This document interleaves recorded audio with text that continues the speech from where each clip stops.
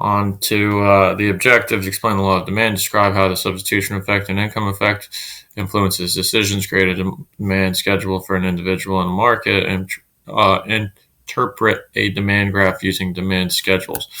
So demand is the desire to own something and the ability to pay for it. The law of demand states that when a goods price is lower, consumers will buy more. When the price is higher, consumers will buy less. Okay, so that's just pretty straightforward. That's just basic, life. Obviously, if something's cheap, more people will want to buy it. If it's too expensive, people aren't going to want to be able to buy it.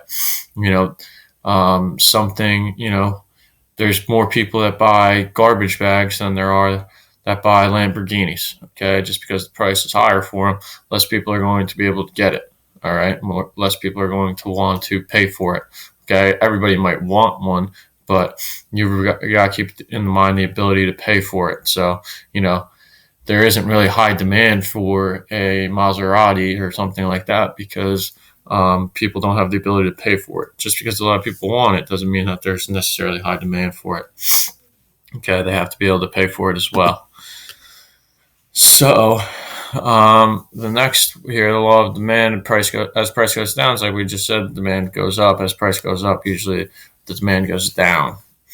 Okay, so what's an example of the price of something going up, lowering the demand? Okay, so an example of that could be a car, like we said, a motorcycle, any kind of luxury item. Okay, where you might make something more expensive, the demand for it, the people that are able to afford it, is going to go down. All right, those special limited edition shoes that some companies will make. Yeah, there might be a lot of people that want it, but a lot of people aren't going to be able to afford it. So there's not going to be as much demand. There's going to be a lot more people wanting to buy, $80 shoes than people that want to buy $1,000 shoes. Just because those people that want, that $1,000 shoe might not be able to afford it. That $80 shoe is going to be more affordable. More people are going to want to buy it. More people, they're going to sell more. The opposite, okay, would be an example of that would be TVs, high definition TVs. Okay, so when they first came out, high definition TVs were like $2,000-$3,000. Okay, a lot of people wanted them, but not many people could afford them. Okay, so they were luxury items. People couldn't afford to buy them. So as technology got better, as they were able to produce them for cheaper, the price went down. As the price went down, okay, more people bought them, they sold more, so on and so forth. Now, you can't buy a TV that's not a flat screen, high definition TV, really. Okay. So moving on. Okay, the law of demand and action. All right. So changes in price are an incentive. An incentive is something that motivates you to buy. Okay, price changes always affect quantity demanded because people buy less of a good when its price goes up. Okay, so here's a little chart of examples of when price goes up, when price goes down. Okay, the income effect, as less people are buying it, okay, the higher the price will be of a good. Okay, the more people buy it, the less they can, the less the price will be. Okay, that's just basic. If they're not selling anything, they're going to have to increase the price so that they could make a profit off of it. Okay, when people buy more things, there's more demand for it. As we'll talk about going forward, the supply will go up. They'll be able to charge a cheaper price because they'll be making more of it. Okay, because there's so much demand for it, they'll be able to produce more of it. Substitution effect. Okay. Basically, we'll talk about that. I don't want to ruin that. Okay, so the substitution effect, as it says here, takes place when a consumer reacts to a rise in the price of one good by consuming less of that good and more of its substitute. Okay, so if, for example, the price of Gatorade went up, okay, and people, it was $6 for a bottle of Gatorade, some people are going to find a substitute. Okay, maybe Powerade's only $2, so they're going to buy that. Okay, with the price of oil going up, that's an example.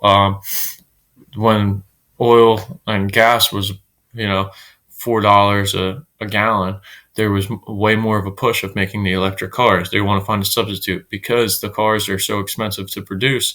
All right.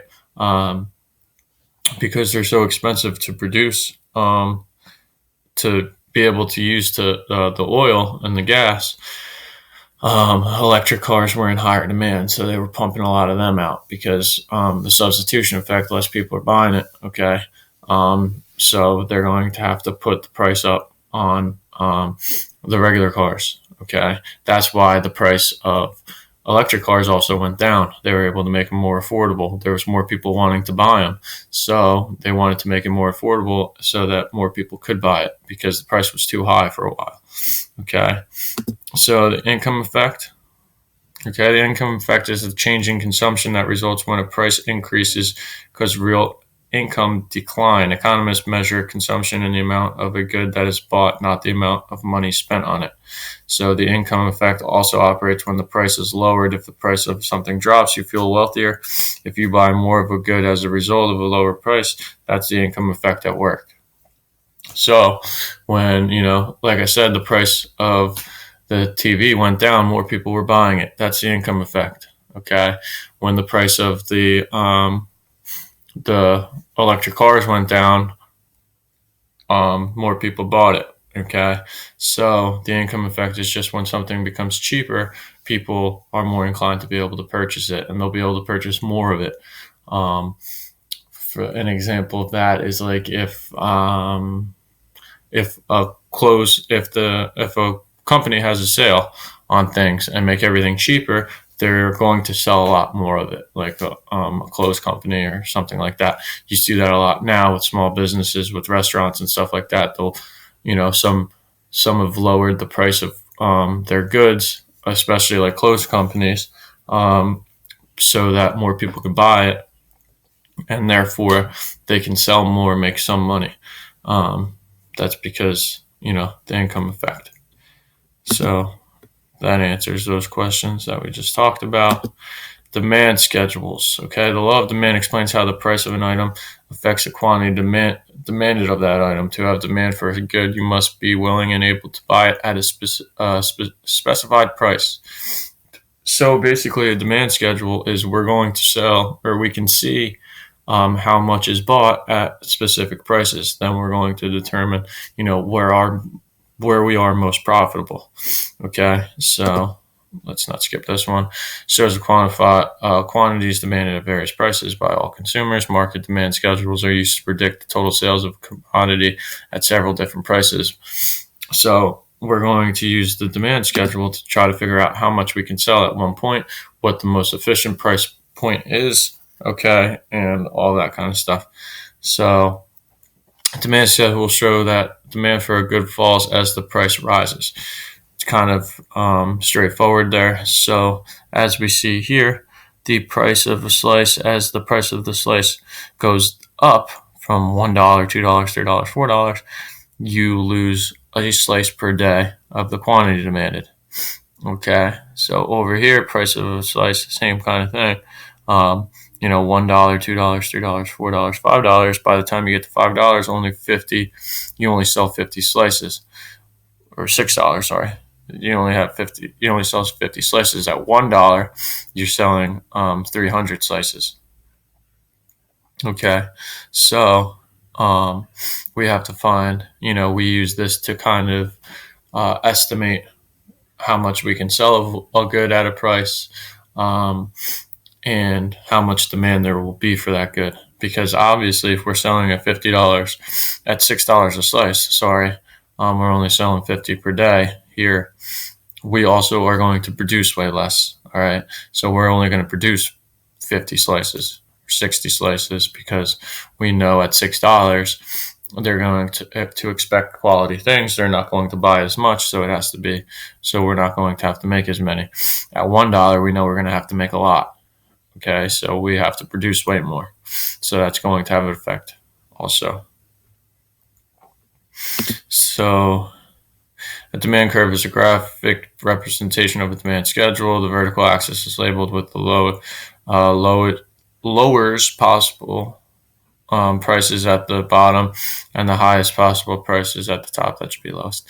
The horizontal axis should be labeled. Okay, so basically what we're looking at here, okay, is you'll see the demand curve. All right, so as you know, as the price goes down, okay, we're going to have to produce more slices on both of them.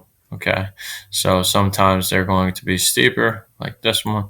Okay, more gradual here. All right, and we'll talk about the different demand curves as the week goes on.